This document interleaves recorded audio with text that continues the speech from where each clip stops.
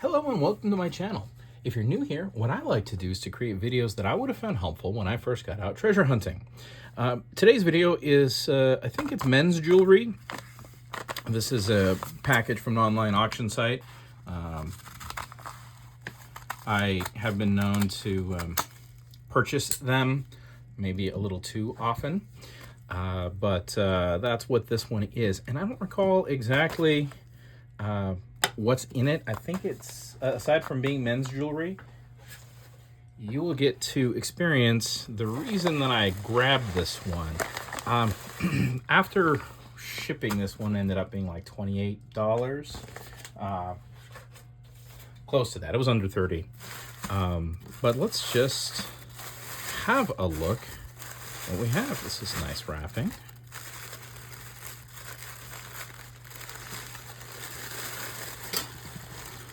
Quite a bit of stuff. That's probably a big part of why I grabbed it.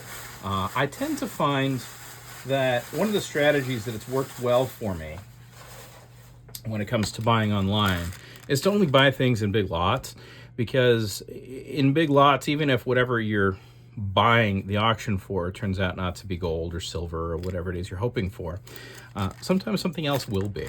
And that's happened to me on many occasions. The things that I didn't think were actually good ended up being good.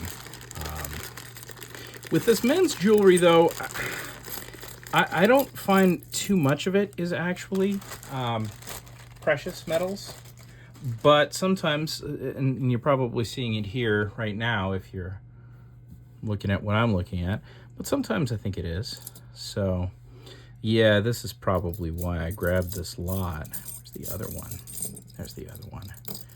I really liked these. I thought they were very cool. And I don't see a lot of men's jewelry that's actually made out of something precious. In this case, these, I think, based on the look, are going to be sterling.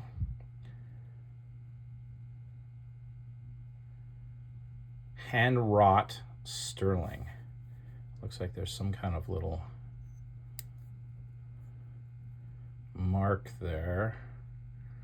Something in a shield. CLS, maybe? Let's have a look at the other one. One of the tricks when you're looking at all this stuff is that if you have a pair, sometimes the other one can actually be easier to see.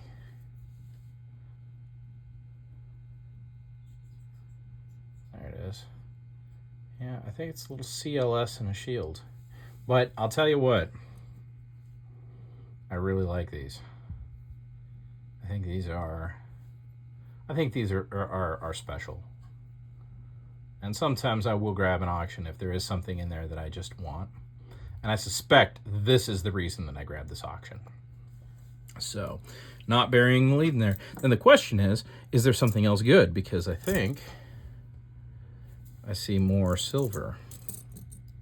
And you're probably wondering, how do you spot silver? Well, or you know how to spot silver and you've been looking at it. But you see this piece, how much different it is than everything else.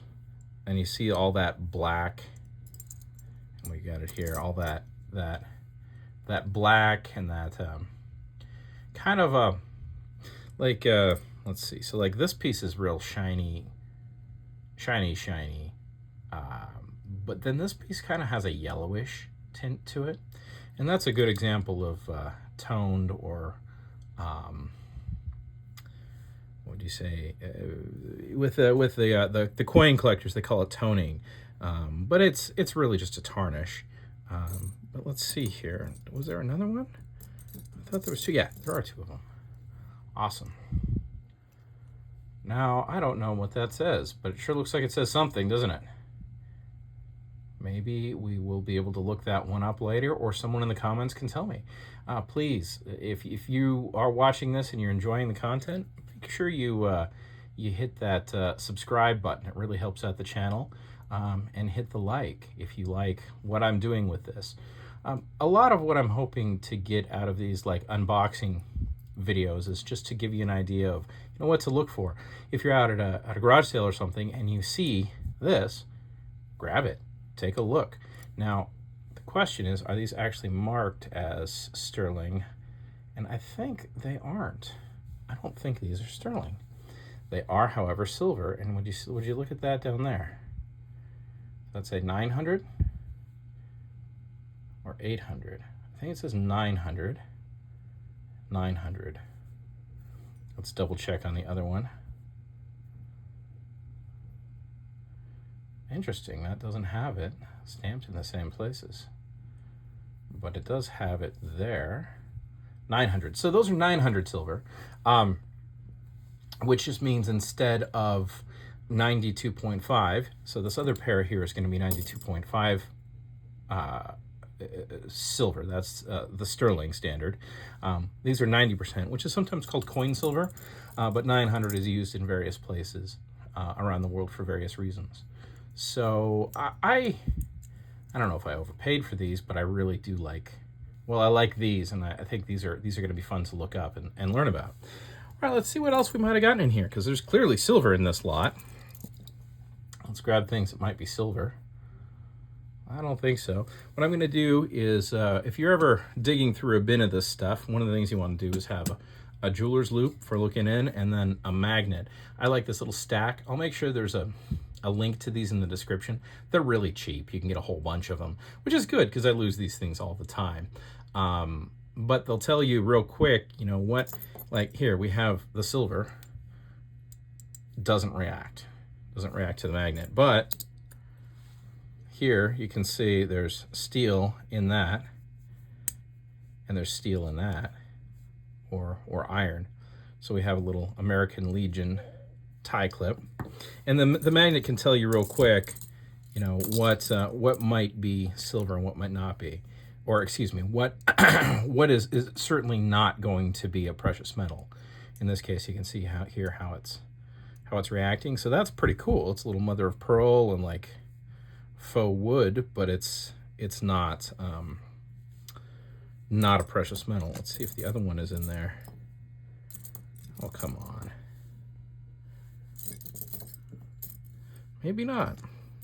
All right, let's see. We'll set that one aside. That one's pretty cool. Let's pair these up. You can tell real quick with some of these if they're, you know, precious or not, even without the magnet.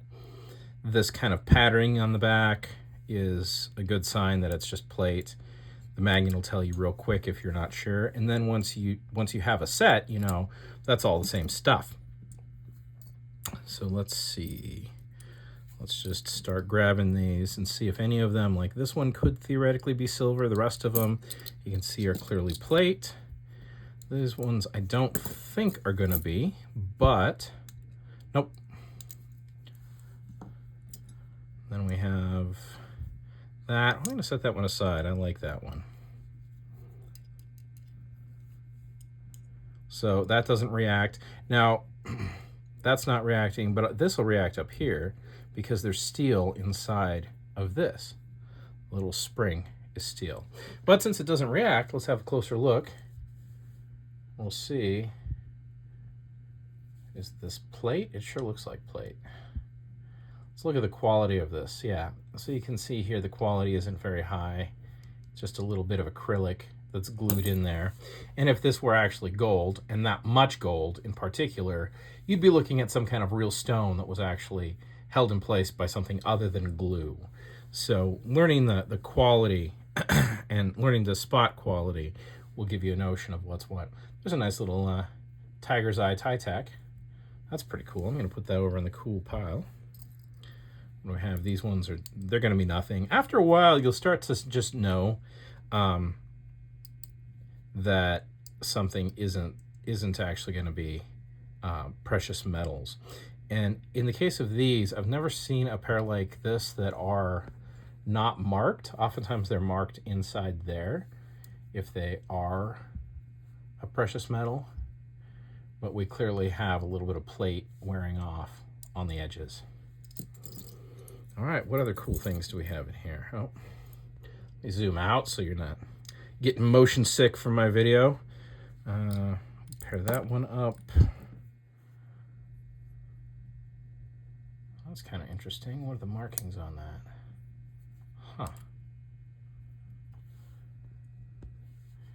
Swank. Now, swank, Swank is probably the most common maker of all this stuff that I've seen.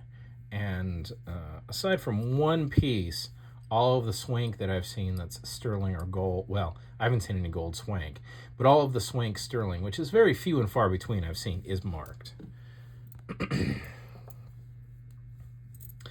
And this piece goes with those, and we've already determined those aren't silver, so we can just set those aside. Oh, look at that. That goes with that. Now, I'm sad, though, that we only have, we don't have the full set. Okay, that's,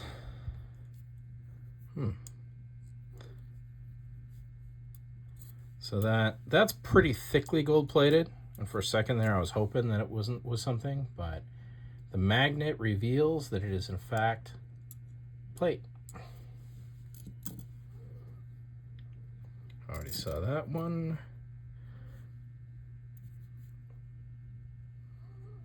That chain isn't reacting. Oh, nope, the chain is reacting. Although the chain is reacting very weakly. Do you see that? So a very weak reaction can sometimes indicate that it's still silver with, as I've been told, a high nickel content. But that is just a swank piece. So I think it's not. I don't think it's anything, or it would have said that it was. We've already determined that this is plate. Now we have a little, some kind of stone. Not sure what kind of stone that is. Used as a tie tack. And then two pieces. Ooh, these are good. So generally these are like service pins, and this number of stars indicates like years or maybe 5-year increments or 10-year increments. And these are frequently, come on, you. Look at 10-karat gold. Okay, I take it back. The sterling was just gravy. This is probably why I bought this auction. So we do have a 10-karat gold pin. Well, isn't that just awesome? Now, is the other one 10-karat? So one of the things is, you see how this one has 2 stars and this one has 4 stars? The more stars, the more years you see on these things, the more likely I've found them to be gold. So this one, though, looks good. Oftentimes these are gold fill and not actually solid gold. And they'll tell you if they're gold fill. But this one is also solid gold. Jeez. Okay. So we did very good on this particular auction, I think. And for you stackers out there, what we'll do is we'll go ahead and weigh this up, and we'll try to see just how well we did do on the gold. All right, let me grab this. Boy, I mean, you always hope it's gold, but most of the time it ends up being gold fill. In this case, now keep in mind that the pins are probably not. See the pins on the back? Those are probably not 10-karat gold. So if you're weighing this, you have to discount that weight a little bit in your mind, which means either clipping them off if you plan on melting these down to get the true weight of the 10-karat. But I'll go ahead and pop these both on here. And with that caveat in mind, we are at 3.5 grams. Probably say just for about 3.6. We can say that maybe the 2 little pins are that 0.6, and we got about 3 grams of 10-karat gold out of that auction.